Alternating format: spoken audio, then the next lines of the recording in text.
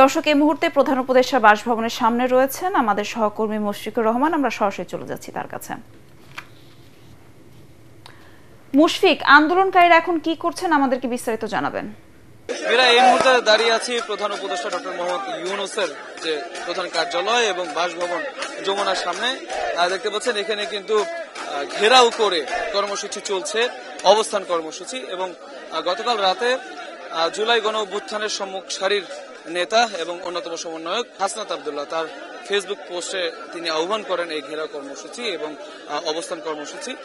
সেটার মুখ্য উদ্দেশ্য হচ্ছে আওয়ামী লীগ এবং অঙ্গ সংগঠন যারা আছে তাদেরকে নিষিদ্ধ করার দাবিতে তারা কিন্তু এই অবস্থান এবং বিক্ষোভ কর্মসূচি পালন করছেন। এবং গতকাল রাত 10টা থেকে কিন্তু এটা চলমান রয়েছে, এখনো পর্যন্ত চলছে।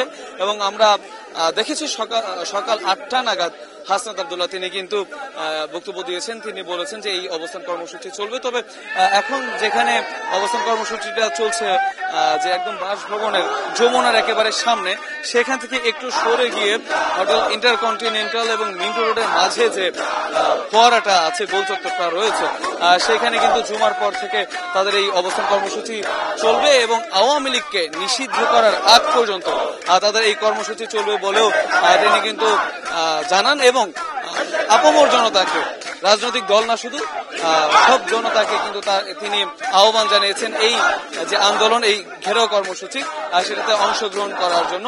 এছাড়া আমরা দেখেছি যে সকাল থেকেই রাত থেকেই স্লোগানে মুখরিত ছিল এই এলাকা। এখনো পর্যন্ত কিন্তু দেখতে পাচ্ছেন যে স্লোগানে মুখরিত রয়েছে এই এলাকা এবং রাস্তার মধ্যে কিন্তু বিভিন্ন বিপ্লবী লাইন লেখা হয়েছে আরো উজ্জীবিত করার জন্য এই আন্দোলনটাকে। এবং সাবেক প্রধানমন্ত্রী শেখ হাসিনা তার বিচারের দাবি থেকে শুরু করে আওয়ামী লীগকে নিষিদ্ধ করার যে স্লোগান, সেই স্লোগানে কিন্তু প্রকম্পিত এই যমুনার যে সামনের যে জায়গাটা, সেই জায়গাটা। এছাড়া আমরা যতটুকু জেনেছি গতকাল রাতে কিন্তু আসিফ মোহাম্মদ সজীব ভুইয়া তিনি কিন্তু একটা পোস্ট করেছেন তার ভেরিফাইড ফেসবুক পেজে। তিনি বলেছেন যে স্বেচ্ছাসেবক লীগ এবং যুবলীগ এই দুইটা দলকে কিন্তু নিষিদ্ধ করার একেবারে দ্বার প্রান্তে রয়েছেন তারা। এবং তিনি জানিয়েছেন যে একদম সব ধরনের সব প্রক্রিয়া শেষ এবং চূড়ান্ত পর্যায়ে তারা রয়েছেন। তবে হাসনাত আব্দুল্লাহ থেকে শুরু করে আন্দোলনকারী যারা আছেন তারা কিন্তু রাতেই সাফ জানিয়ে দিয়েছেন যে এটা একটা প্রহসন। তারা কোন অজুহাত চান না, তারা চান যে আওয়ামী লীগ থেকে শুরু করে সকল অঙ্গ সংগঠন আওয়ামী লীগের যারা আছে তাদেরকে নিষিদ্ধ করার দাবি কিন্তু তারা জানিয়েছেন।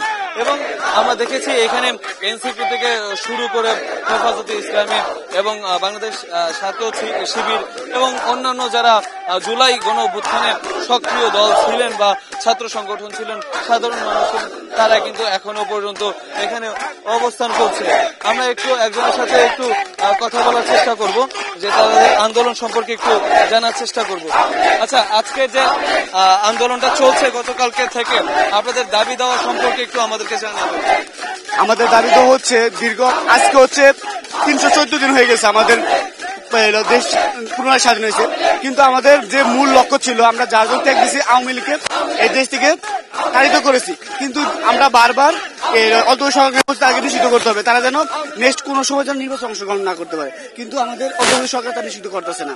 লাস্ট গতকাল রাত্রে আমরা একটা নিউজ পেলাম যে সাবেক রাষ্ট্রপতি আব্দুল হামিদ খান ওনার নামে কিন্তু মামলার আছে, সে আসামি, তাকে এয়ারপোর্ট থেকে সে বিনা সে সুন্দরভাবে ব্যাংকক চলে গেছে। কিন্তু এটা কেন কিভাবে গেল সে জবাব দিতে চাচ্ছি। যদি এই অন্তর্বর্তী সরকার যদি আওয়ামী লীগকে বিভিন্ন ভাবে সে আশ্রয় দেয় তাহলে তো হবে না। এখানে প্রায় 2000 প্লাস হচ্ছে প্রায় 35,000 আহতর বিনিময়ে আমরা এই অন্তর্বর্তী সরকার গঠিত হয়েছে। আমরা চাই না আমাদের বাইরের সাথে রক্তের সাথে কেউ বেইমানি করুক। আমরা চাই বাংলাদেশে যদি রাজনীতি করে, যদি অন্তর্বর্তী সরকার আওয়ামী লীগকে চায়, হয়তো আওয়ামী লীগ থাকবে, নয় এই দেশের 17 কোটি বিপ্লবী জনতা থাকবে। এইটাই আমাদের ক্ষমতা। আর আজকের প্রোগ্রাম তখনই বন্ধ করবো যখন ডক্টর ইউনূস বলবে যে আজকে থেকে একবার আওয়ামী লীগকে সন্ত্রাসী সংগঠন হিসেবে বাংলাদেশ থেকে একবারে নিষিদ্ধ করে, তখন আমাদের আন্দোলন থামবে, আন্দোলন অব্যাহত থাকবে আমাদের। এই আন্দোলনকারী যেমনটা বলছিলেন যে আওয়ামী লীগ এবং অঙ্গ সংগঠনকে চিরতরে নিষিদ্ধ না করা পর্যন্ত তাদের এই আন্দোলন চলবে। সবারই কিন্তু দাবি সেটা। আমরা দেখতে পেরেছি যে জুলাই গণ অভ্যুত্থানের অন্যতম সমন্বয়ক সার্জিস আলম তিনি কিন্তু গতকালকে রাতে উপস্থিত থাকতে পারেনি ঢাকার বাইরে থাকার কারণে, তিনিও কিন্তু কিছুক্ষণ আগে এখানে যুক্ত হয়েছেন। এছাড়া জুলাই গণ অভ্যুত্থানে অনেক আহতদেরকেও আমরা দেখেছি এখানে যুক্ত হওয়ার জন্য। তাদের দাবি একটাই, তারা যে কষ্টটা করেছে, তারা যে ত্যাগটা করেছে, তাদের শরীরের বিভিন্ন অঙ্গহানি হয়েছে এবং অনেকেই শহীদ হয়েছেন, তাদের যে রক্ত, সেই রক্তটার সাথে যাতে বেইমানি করা না হয় এবং আওয়ামী লীগকে যাতে দ্রুতই চিরতরে বাংলাদেশের রাজনীতি নিষিদ্ধ করা হয়, সেই দাবি তারা জানাচ্ছেন। মীরা।